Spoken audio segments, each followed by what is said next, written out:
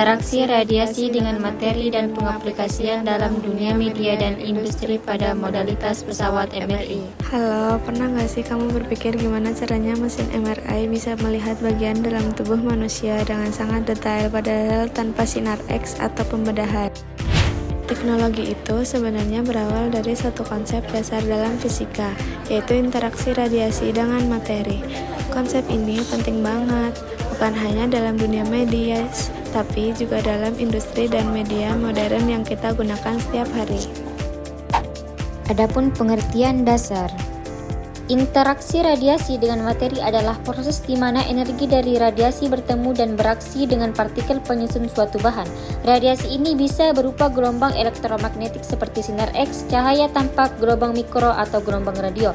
Saat radiasi mengenai suatu benda bisa terjadi beberapa hal. Sebagian energinya diserap, sebagian dipantulkan, ada juga diteruskan. Setiap jenis interaksi ini tergantung pada jenis radiasi dan karakteristik materi yang terkena.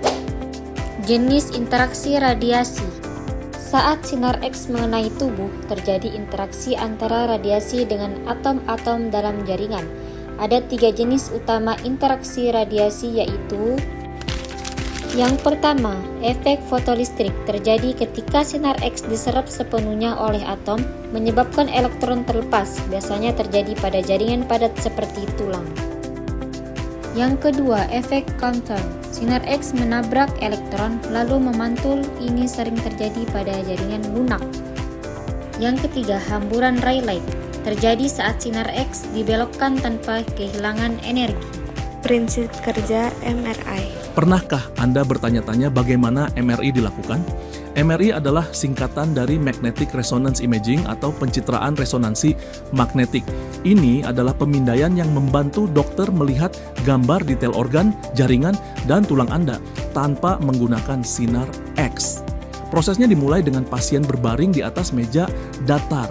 Meja tersebut kemudian dimasukkan ke dalam mesin besar berbentuk terowongan. Anda harus tetap diam selama pemindaian agar gambar terlihat jelas.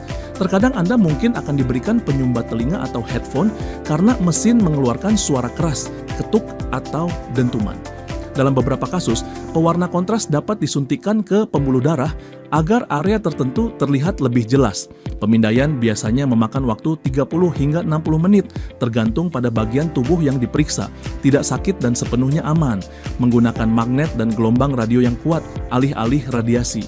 Begitulah MRI dilakukan, detail dan sangat membantu untuk diagnosis. Pengaplikasian dalam dunia industri. Konsep interaksi radiasi dengan materi juga banyak dimanfaatkan di dunia industri. Salah satu contohnya adalah pemeriksaan non-destruktif atau bisa disebut non-destructive testing.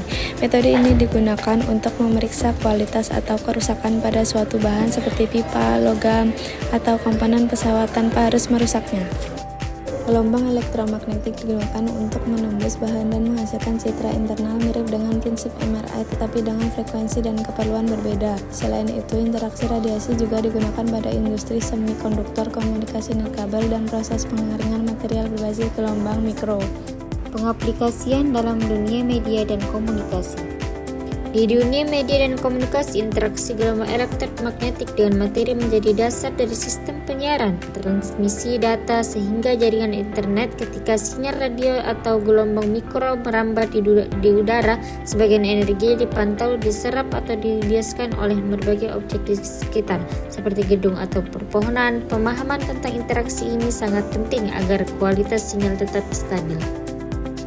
Jadi, bisa kita simpulkan bahwa interaksi radiasi dengan materi adalah fondasi penting dalam berbagai bidang kehidupan modern, dari dunia medis lewat MRI yang membantu dokter melihat struktur tubuh tanpa operasi, hingga industri dan media yang memanfaatkan prinsip yang sama untuk menciptakan teknologi canggih. Pemahaman tentang radiasi dan materi bukan hanya soal fisika di atas kertas, tapi tentang bagaimana itu ilmu bisa membantu manusia bekerja lebih efisien, berkomunikasi lebih cepat, dan hidup lebih sehat.